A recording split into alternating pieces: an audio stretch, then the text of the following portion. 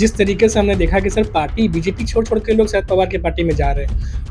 29 पार्षद करीब जो हैं वो अजित पवार की पार्टी छोड़ के शरद पवार की पार्टी में चले गए। जिन लोगों ने बुरे दिनों में साथ छोड़ा था और वो फिर उस लड़ाई में शरद पवार जी को मजबूत करने के लिए आ रहे हैं, तो उस पर एनसीपी शरद पवार गुट अच्छी तरीके से सोचेगा और विचार भी करेगा। कितनी सीटों की उम्मीद सपा करेगी महाराष्ट्र में अगर उन्हें चाहिए तो जिस पीडीए को हमारे राष्ट्रीय अध्यक्ष माननीय अखिलेश जी ने जो नारा ही नहीं उसको ग्राउंड लेवल पर उतारा है, उसी पीडीए फार्मूले को हम लोग चल करके महाराष्ट्र में भी जमीन पर उतारने का काम करें।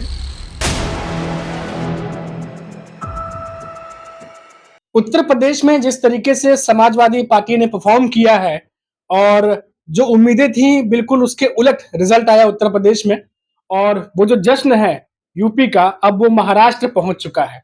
और महाराष्ट्र में जो है अब धीरे धीरे जो समाजवादी पार्टी है अब वो भी महाराष्ट्र में जो है वो चाहती है कि विधानसभा चुनाव में अब उन्हें भी सीटें मिले। यानी महाराष्ट्र में जो सिचुएशन बनी हुई है उससे समाजवादी पार्टी भी भाप रही है कि यहाँ पर जो एमवीए गठबंधन है उसके तरफ जो है लोगों का झुकाव ज्यादा है। यह साबित किया है लोकसभा चुनाव के रिजल्ट्स में।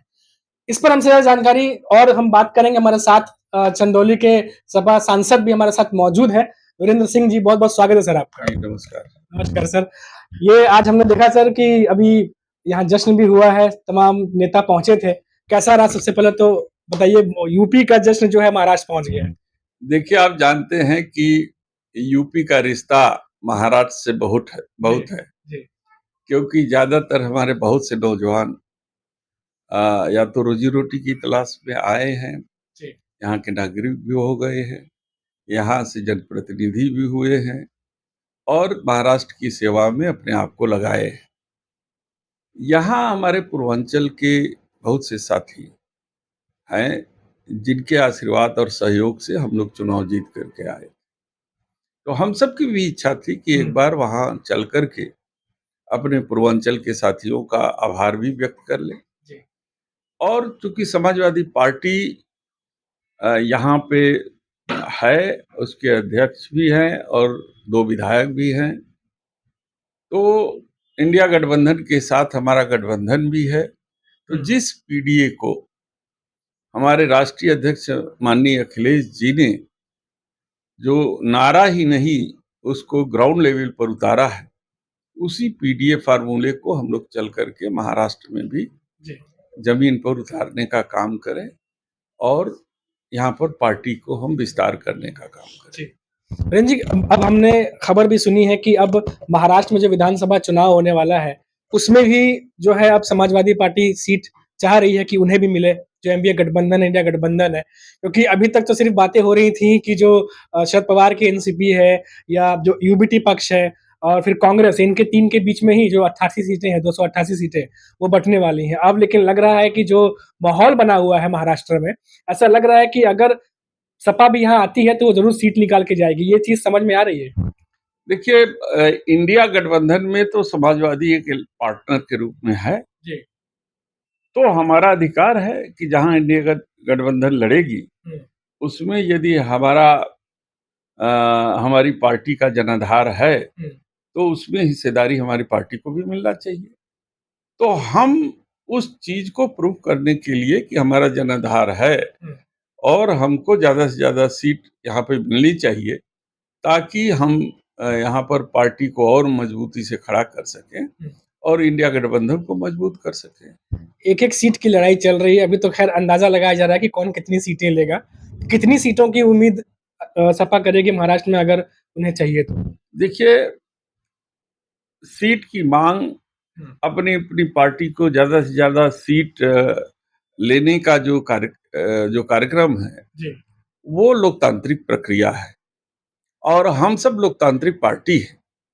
हम कोई हिटलरशाही वाली पार्टी नहीं है। तो हम लोकतांत्रिक पार्टी है, तो लोकतांत्रिक तरीके से अपने जनाधार को दिखाते हुए और उन लोगों से विचार विमर्श करते हुए, चाहे एनसीपी शरद पवार गुट हो, चाहे उद्धव जी गुट हो या अन्य जो हमारे सहयोगी दल हैं, उनसे इस बात को प्रूफ करके कि नहीं, हमारा इसी सीटों पर जनाधार है और हमारे लोग इतनी संख्या में हैं, और उस पर वास्तविकता के आधार पर हम उनसे सीटों की डिमांड करेंगे। वैसे हमारे राष्ट्रीय अध्यक्ष जी ने कहा है कि ज़्यादा से ज़्यादा सीटों को, करीब 1 दर्जन सीटों पर हम अपना दावा पेश कर रहे हैं जी। और उनके सामने जो जनाधार है, हमारा पार्टी की जो मजबूती है, उसकी रूपरेखा बैठक में हमारे राष्ट्रीय अध्यक्ष जी चर्चा करेंगे जी।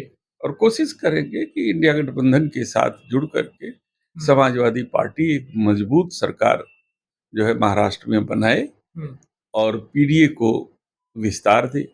बहुत सारी पार्टियां हैं और वो ऑलरेडी सर्वे शुरू कर चुकी हैं कि पता लगाया जाए कौन से सीट से कौन कितना मजबूत है, उसके हिसाब से आपस में बांट लिया जाएगा सीट। इस तरीके से अभी चल रहा है, तो ऐसा कुछ सर्वे सपा भी कराने वाली है कि जरा पता लगाया जाए। हमारा सर्वे हो चुका है एक राउंड का, दूसरे राउंड का सर्वे हमारे राष्ट्रीय अध्यक्ष जी उसको फिल्टर करने में लगे हैं और हम सब जो यहाँ आए हैं तो केवल अपने स्वागत और आभार ही नहीं व्यक्त करने के लिए आए हैं, हम लोग भी पता कर रहे हैं कि हम लोगों का जनाधार किस विधानसभा में अच्छा है और वहाँ से हमारे लड़ने पर समाजवादी पार्टी जीत सकती है। इस बात को हम राष्ट्रीय अध्यक्ष जी के सामने रखेंगे और बाकी तय तो राष्ट्रीय अध्यक्ष जी को करना है गठबंधन के साथ। जी, ज़्यादा समय नहीं लूँगा सर, सिर्फ 2 सवाल और पूछूँगा। जिस तरीके से हमने देखा कि सर पार्टी बीजेपी छोड़-छोड़ के लोग शरद पवार की पार्टी में जा रहे हैं। 29 पार्षद करीब-करीब जो हैं वो अजित पवार की पार्टी छोड़ के शरद पवार की पार्टी में चले गए। तो ये लग रहा है कि जो घर वापसी हो रही है, जैसे कहा जा रहा है कि वापस जा रहे हैं जो-जो छोड़ के आए थे। ये किस मतलब चिंता किसकी बढ़ाएगा? महायुति की या इंडिया अलायंस की कि वापस आ रहे हैं तो लेना है कि नहीं लेना वो सारी चीज़ें? देखिए, जिन लोगों ने बुरे दिनों में साथ छोड़ा था और वो फिर उस लड़ाई में शरद पवार जी को मजबूत करने के लिए आ रहे हैं, तो उस पर एनसीपी शरद पवार गुट अच्छी तरीके से सोचेगा और विचार भी करेगा। हमारा मानना यह है कि पार्टी मजबूत होनी चाहिए और पार्टी जो है कार्यकर्ताओं की एकजुटता से ही मजबूत होती है। तो पार्टी को मजबूत करने के लिए जो विकल्प शरद पवार जी को अच्छा लगेगा या जरूरत होगी वो जरूर अपनाएं, क्योंकि मजे मजाए नेता हैं, कोई एक दिन के नेता नहीं है या हल्के फुल्के नेता नहीं है, महाराष्ट्र के मजे मजाए नेता है। तो इस बात का फैसला तो वही करेंगे। सर आखिरी सवाल, ये जो फरमान निकला है नया दुकानों को लेकर के नाम देने का, अभी देखा बहुत सारे लोगों के रिएक्शन भी आने लगे हैं, यूपी की बात कर रहा हूँ सर, और अभी वहीं से आए हैं, तो आपका क्या टेक है सर जो खबर आपको मालूम चली और जिस तरीके से दुकानों को लेकर के तमाम फरमान दिए गए हैं? देखिए, धार्मिक यात्राएं केवल यही कांवड़ यात्रा नहीं है जी। वो धार्मिक यात्राएं वैष्णो माता की भी यात्रा है जी। बाबा बर्फानी अमरनाथ जी की यात्रा है। तो जो ये सवाल और आदेश उत्तर प्रदेश गवर्नमेंट ने जारी किया फरमान, ये तो पहले से था और जो भी व्यक्ति अपनी दुकान खोलता है तो प्रोप्राइटर अपनी दुकान का नाम तो वो जरूर लगाता है, लेकिन समय का चयन इन्होंने जिस तरीके से किया है वो कहीं न कहीं इनकी नीति और नियत को इंगित करता है कि हमारी नियत पर आपको भरोसा है। जबकि हमने देखा है कि अमरनाथ यात्रा के दौरान मुस्लिम समाज के धार्मिक लोगों ने बड़ी मदद की, लोगों की लंगर भी चलाए, वहां पर उनको यात्रियों को ले जाने के लिए जो खच्चर और घोड़े की और कंधे पर ले जा करके दर्शन कराने की बात होती, तब तो इनको कोई धर्म नजर नहीं आया, तब वहां विभेद नहीं हुआ, तब उनके साथ रहने और खाने और उनकी सेवा लेने में कोई विभेद नहीं हुआ।